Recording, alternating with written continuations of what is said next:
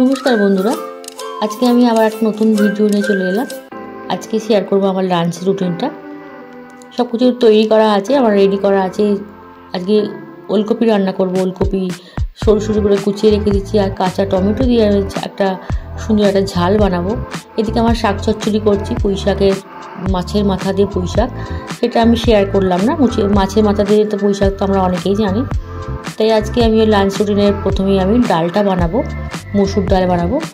কড়াইতে আমি সর্ষের তেল দিয়েছি, তেলটা গরম হয়ে যাওয়ার পর আমি শুকনো লঙ্কা আর রাঁধুনি ফোড়ন দিলাম। ওলকপি রাঁধুনি ফোড়ন দিয়ে খুব ভালো হয়।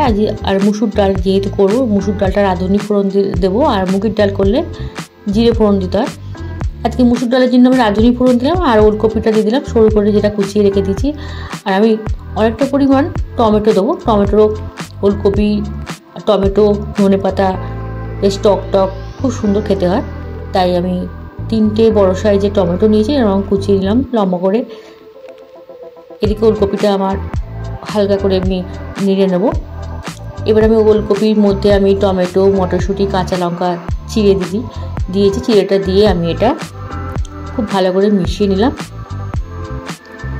উপর থেকে অল্প করে আমি নুন ছড়িয়ে দিলাম, কারণ যেহেতু মুসুর ডাল করবো, মুসুর ডালের একসাথে তুমি ভাজলে মুসুর ডাল খুব ভালো করে সেদ্ধ হবে না। টমেটো যেহেতু আছে, তাই একটু হাফ সেদ্ধ করে নেব টমেটো, মটরশুঁটি আর ওলকপিটা।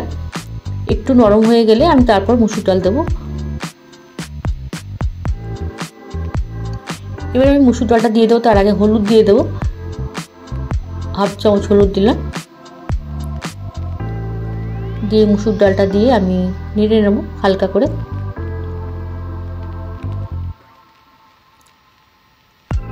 এইভাবে সব কিছুর সাথে মিশিয়ে নেব।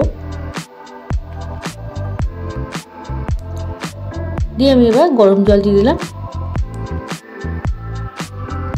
ডালটা কিন্তু অবশ্যই আমি ধুয়েই নিয়েছি, আর কোনো রকম ভাজিনি, আমি ধুয়েই নিয়েছি অল্প করে। এবার আমি জলটা দিয়ে ডালটা আমি হতে দেবো।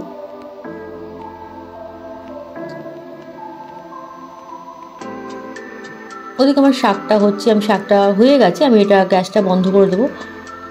এদিকে শাকটা বন্ধ হয়ে গ্যাসটা বন্ধ করে দিয়ে আমি ডালটা ওদিকে করে দিলাম। দিয়ে আমি এবার কাঁচা টমেটো যে ঝাল বানাবো, টক ঝাল বানাবো, সেটা আমি বানিয়ে নেব। কড়াইতে সর্ষের তেল দিলাম, তেলটা গরম হয়ে গেছে। তেলটা গরম হয়ে যাওয়ার পর আমি 4 থেকে 5 কোয়া মতো রসুন দিলাম, গোটা রসুন। যেহেতু আমি 4টের মতো টমেটো নিয়েছি, বড় সাইজ 4টে টমেটো, আমি রসুনটা এরকম 4-5টা মতো রসুন কোয়া নিয়েছি। এদিকে আমি সর্ষে বেটে নিয়েছি, সাদা সর্ষে, কালো সর্ষে। এর সাথে আমি এই ভেজে রাখা রসুনটা আর কাঁচা লঙ্কার সাথে একসাথে পেস্ট করে নেব। কাঁচা রসুনটা কিন্তু দেবে না, একদম ভেজে রাখা যেটা আমি রসুনটা দেখালাম সেটাই কিন্তু পেস্ট করতে হবে। দিয়ে কালো জিরে ফোড়ন দিলাম।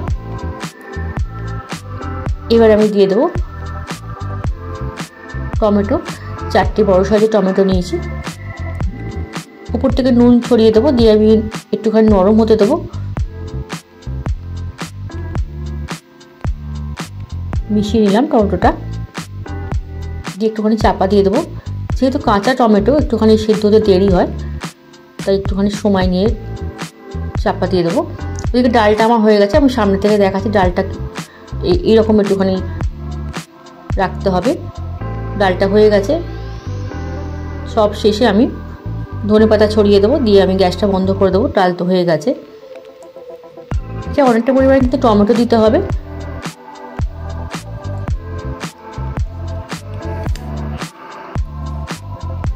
একটু দেখে নিচ্ছি এটা নরম হয়েছে কিনা। নরম কিন্তু হয়নি, আমি আর একটুক্ষণ সময় নিয়ে চাপা দিয়ে রাখলাম। এবার কিন্তু নরম হয়ে গেছে টমেটোটা, একদম ঘেটে নিয়েছি। তারপরে এবার আমি দিয়ে দেবো এতে যে পেস্টটা বানালাম, রসুন, ভেজে রাখা রসুন, কাঁচা লঙ্কা আর সর্ষে বাটা, সেটা দিয়ে দেবো। টমেটোটা কিন্তু নরম হওয়ার সাথে সাথে তেলটাও ছেড়ে দিয়েছে, তারপরে কিন্তু পেস্টটা দিতে হবে। সব শেষে যদি পেস্টটা দেওয়া হয়, এটা একটা খুব সুন্দর ফ্লেভার আসবে রসুনের একটা, আর তার সাথে কাঁচা সর্ষের খুব সুন্দর একটা ফ্লেভার আসবে। হয়ে গেছে এটা। আমি এবার উপর থেকে সর্ষের তেল ছড়িয়ে দিলাম। দিয়ে আমি অল্প করে ধনেপাতা দিয়ে দিলাম, দিয়ে আমার তৈরি হয়ে যাবে কাঁচা টমেটোর ঝাল। এটা বাড়িতে বানিয়ে দেখবে, একদম খুব ভালো হয় খেতে কাঁচা টমেটোর ঝাল। শীতকালে কাঁচা টমেটো এখন প্রচুর বাজারে পাওয়া যায়। আজকে আমি মাছের রেসিপি করছি, একটা খুব সাধারণ করছি, আর দই দিয়ে মাছ করব। যেহেতু আমি দই দিয়ে করবো, ওটা হলুদ দেবো না ওই জন্য, তাই একটুখানি মাছটা ফাটছে, নুন দেওয়া আছে, হলুদ দেওয়া তাহলে মাছটা কিন্তু ওটা ছিটকে আসে না তেলটা। নুন ছড়িয়ে দিলাম, দিয়ে মাছটা ভেজে নেব। খুব সিম্পলভাবে দই মাছ করেছি আজকে। মাছটা ভাজা হয়ে গেছে, তুলে নিলাম।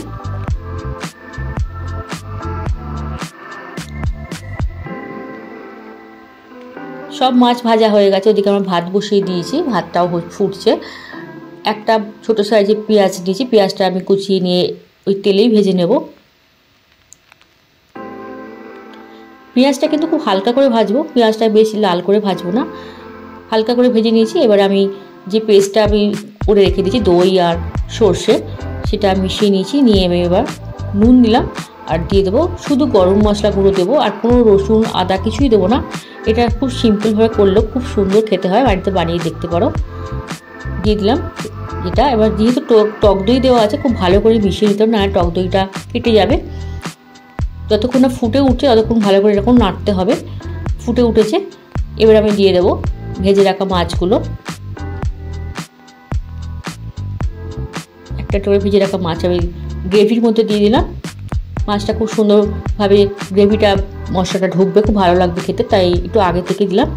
একদম তেল ছেড়ে দিয়েছি, আমার মাছের রেসিপি তৈরি হয়ে গেছে। আজকে আমার লাঞ্চ রুটিন এইভাবে শেয়ার করলাম, তোমরা বাড়িতে বানিয়ে দেখতে পারো। আজ তাহলে আসি। এদিকে আমি টমেটোর চাটনি করে রেখে দিয়েছি। আমার রেসিপিটা ভালো লাগলে অবশ্যই কিন্তু আমার কমেন্ট করবে, সাবস্ক্রাইব করবে আমার চ্যানেলটা। আজ তাহলে আসি, আবার কোনো নতুন ভিডিও নিয়ে চলে আসবো।